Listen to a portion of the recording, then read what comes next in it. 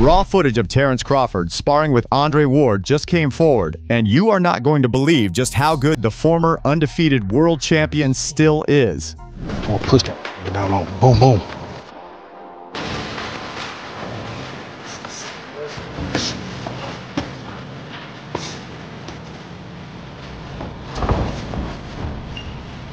Watch the right hand for the decoy.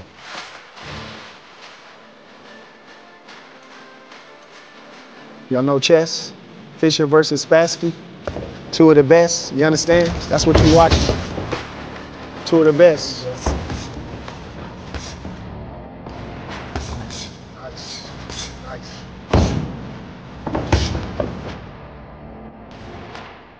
That's how Star work. You know how to work. You know how to get the most out of everything. Good job, Trey. Just keep using your feints. Up and down. Up and down. Work time.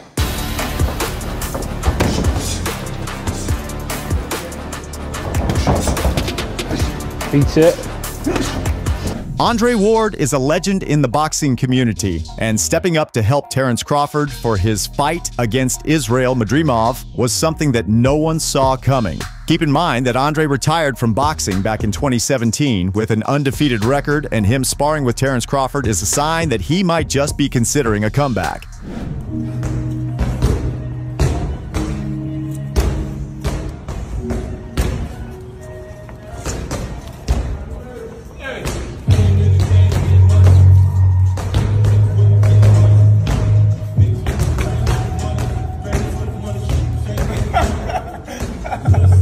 It also looks like Andre Ward's sparring paid off. Going into the fight, a ton of fans had their money on Israel Madrimov, given that Madrimov was bigger and stronger, but as it turns out, Crawford's skill was just too much for Madrimov. Going into the fight, fans of Crawford brought up how Israel needed more than just strength if he wanted to win.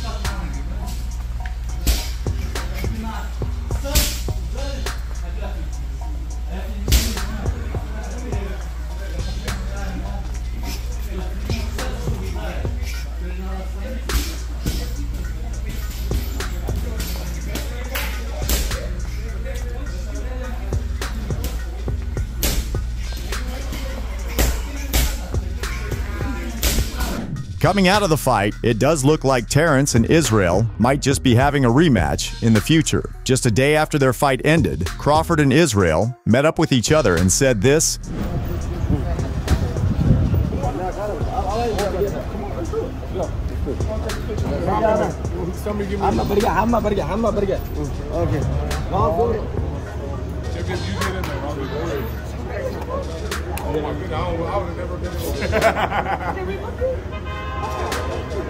All right, everybody get together, ready.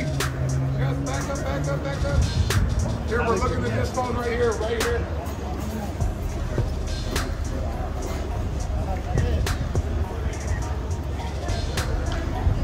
I got you on two.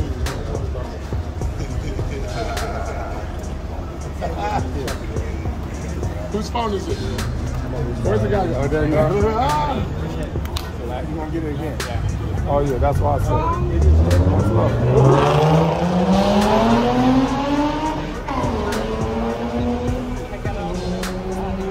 Hey, great job, man.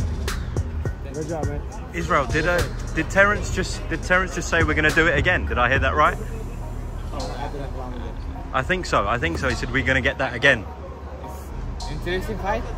Talking about Crawford's win against Israel, even Oscar De La Hoya had to agree that Terrance Crawford was one of the best boxers in his weight class at the moment, and he just needed to establish himself as a solid fighter with a few more wins. Did you like Crawford's performance against Madrimov? Because there's a few lightweights that went to junior middleweight and captured title. Yeah. You included, you fought practically most of them. Floyd, Pacquiao, Shane Mosley. Yeah, everybody, Did you like Crawford's performance since he joined that elite class? Yeah, no, Crawford I love because he's probably the best pound-for-pound fighter in the world. His style is fan-friendly. He's a tremendous boxer, undefeated. You know, he went up a weight class and he met up a guy who was really tough. And sometimes you're not going to look as good as you did in your previous fights, you know, fighting smaller guys. And it's okay. It's a learning process. You have to, you know, he has to establish himself at 154. He probably fought the toughest guy. Not the most dangerous guy, but the toughest guy. Mike Tyson and other pro boxers also reacted to the fight and said this. We're on fight. Mike, what do you think? Did you give it the tough fight? Hey, with Jeff Mayweather. How you doing, champ? I'm doing all right. What'd you think about the fights this weekend? Terrance Crawford, Madrimov. It was a good fight, but it was more like they both will try to fight safe, too safe. Do you think the power played effect in Crawford's mind because his punches didn't have as much effect and the punches coming back were heavier than what he's used to? Yeah, I think that might have a little effect. But I mean, I still thought Crawford kind of won the fight. It was still fairly easy, I thought. I mean, he just fought smart. You know. What do you think about him fighting Canelo? I think that if he prepares right for Canelo, he's gonna do well. But the one thing is this: I mean, right now, after seeing this fight, a lot of people are gonna think that he's not gonna be able to beat Canelo. But you know, and he might not. But the thing is that still, that's part of being great. You take risks, you know. How about Canelo Berlanga coming up? How do you see that fight going? Canelo against who? Canelo against Berlanga. Oh, that's the guy that's supposed to be a good puncher, right? Knockout artist, yeah. Yeah, I don't know too much about him. I never really seen him fight. I seen him fight once, and the one fight that I seen him in, he wasn't that impressive to me. So I don't think that he's gonna be Canelo. You think Canelo is ducking Benavidez? I don't think he's ducking him. I just think that he wants to get paid the right money if he's gonna do it. And so, I mean, and that's understandable. I mean, Canelo's getting older, and you know his career's getting toward the end. So, last question for you: back when you were fighting, who was your toughest fight? Probably Oscar De La Hoya. What have made it the toughest? He beat me up. Hey, that's simple enough. Thank you for your time, champ. Okay. I appreciate it. Thank you. All right. What'd you think, Loma? What's up, bro? Hey, very close fight. Yeah? Yeah. Did you have Israel winning? But it was a very interesting fight, very smart fight. Did you feel Israel did enough to win? No, it's, you know, how about compare my fight with Haney? Madrimov was a champion. Yeah. So it's enough for win the title. Yeah. Sergio Mora, what you thought about the fights today, especially the main event with Crawford and Madrimov? Well, I think, you know, it was a difficult fight to score, but Madrimov was doing his thing, man. I think the judges got it right. 115, 113. It was a close fight. Very close fight. Crawford had issues. He had issues closing the distance. He had issues with Madrimov's footwork, the feints, the upper body movement. Like Madrimov never stopped moving his upper body. It was like perpetual movement. It's hard to really pin down fighters when they do that. And Madrimov's strong. So overall, Crawford won, but I just don't think he has I don't think he should go any higher than 154. You know, so Canelo, yeah, of course you want to chase that big payday, but Canelo fought at 175. I just think the cap of a great fighter in Crawford is 154. 4 divisions, that's greatness to jump that high. But I think that's his limit, is 154. What's the biggest take on both fighters, Madrimov and Crawford, moving forward, and the performance itself? Madrimov is still one of the best at 154. He just lost against one of the greatest fighters of our generation, but at difficulty. And he admitted that afterwards. I just think, you know, when it comes to Bud Crawford, he figures guys out. He's just so intimidating. He's so, the pressure, the mental pressure, everything he does is just so unlike any other fighter. And he fought from the southpaw. I mean, he fought from mostly from the southpaw stance, which is natural stance. But I think he should have actually fought orthodox against Madrimov. I think it would have been better for him. It would have been easier for him to land the right hand. He was having difficulty landing that straight left hand against Madrimov. Madrimov has a lot of experience against fighters, international fighters. So I think it would have served better for Crawford to be boxing from the orthodox stance. But that's neither here or there. Either way, he still won the fight. Crawford is trash. Don't ever compare Crawford to Canelo again. Shout out young Triple G. He did his I felt he won. At least a draw. The judges. You weirdos. You guys suck ass. And Crawford, you're not pound for pound. Suck a You never fought nobody good. You fought Spence that had a car accident. You All right. It's Kevin Garcia, a.k.a. the Puerto Rican Kid, KG. This is Fight Hype. Zab, you saw the fight. Bud Madrimov, what did you think? Great fight.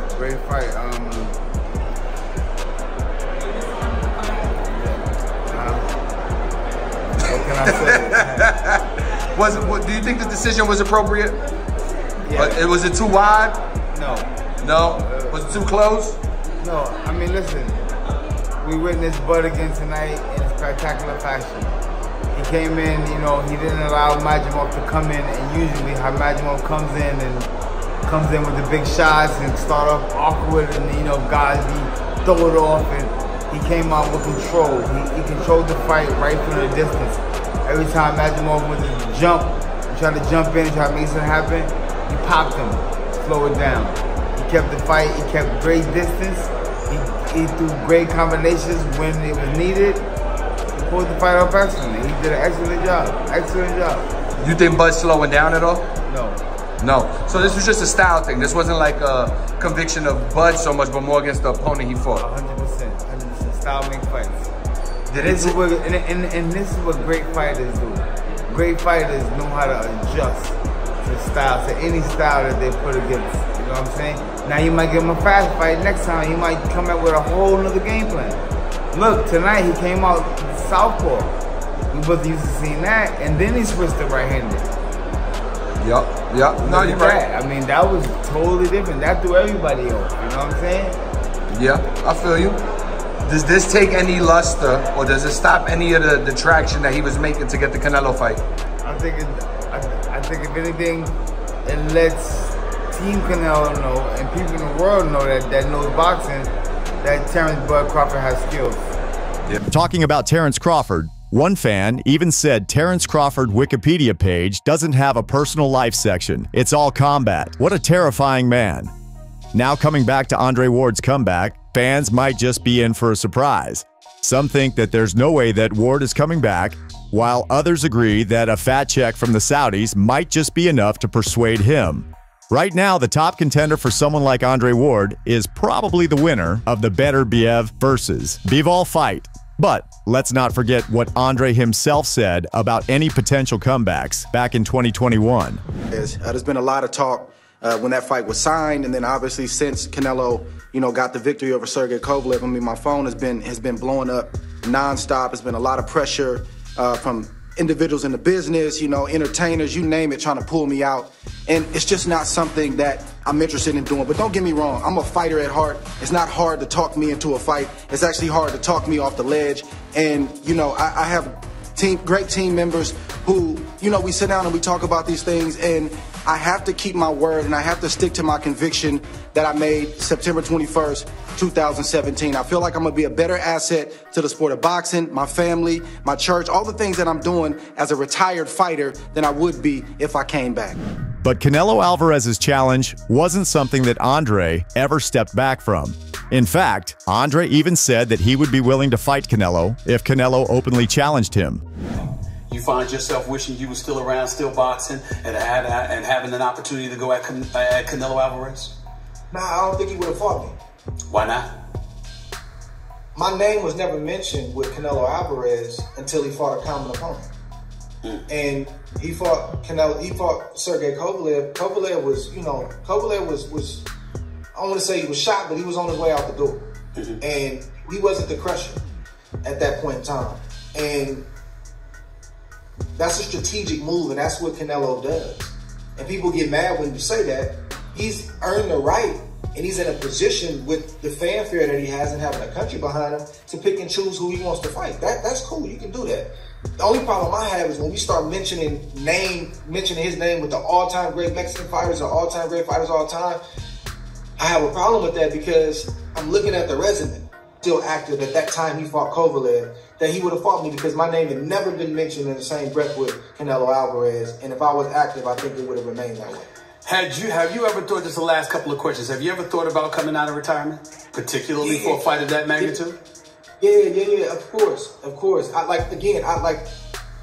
hardwired to compete.